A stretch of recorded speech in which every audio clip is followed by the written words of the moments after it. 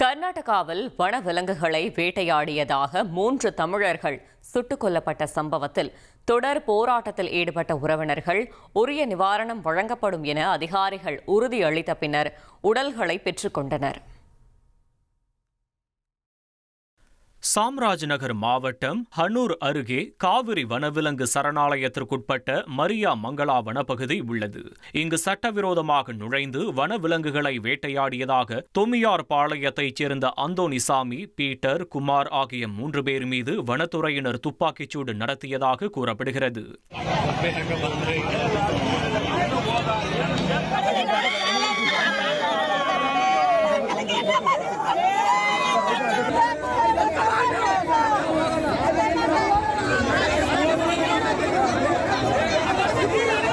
இதில் 3 பேரும் சம்பவ இடத்திலேயே உயிரிழந்தனர்.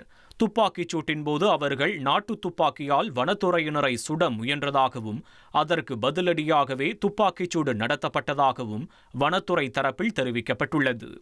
ஆனால் உயிரிழந்தவர்களின் குடும்பத்தினர் இந்த காரணத்தை ஏற்க மறுத்து சம்பந்தப்பட்ட வனத்துறை அதிகாரிகள் மீது நடவடிக்கை எடுக்க கோரி போராட்டத்தில் ஈடுபட்டனர்.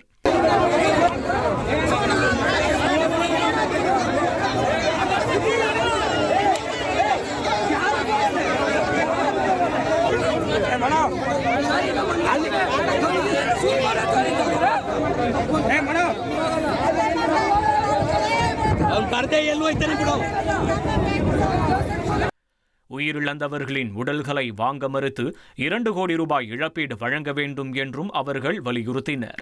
இதனால் ஹனூர் பகுதியில் தொடர்ந்து பதற்றமான சூழல் நிலவியது.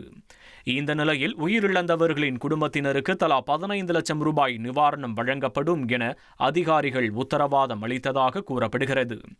இதையடுத்து அவர்கள் போராட்டத்தை கைவிட்டு உயிரிழந்தவர்களின் உடல்களை பெற்றுக்கொள்ள சம்மதம் தெரிவித்தனர்.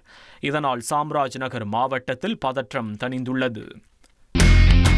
இனி செல்லும் இடமெல்லாம் செய்தி. தந்தி டிவியின் வாட்ஸ்அப் சேனலை ஃபாலோ பண்ணினா செல்ல இருக்கும் இடமெல்லாம் செய்தி. இதோ QR கோட் இப்பவே ஸ்கேன் பண்ணுங்க, ஃபாலோ பண்ணுங்க.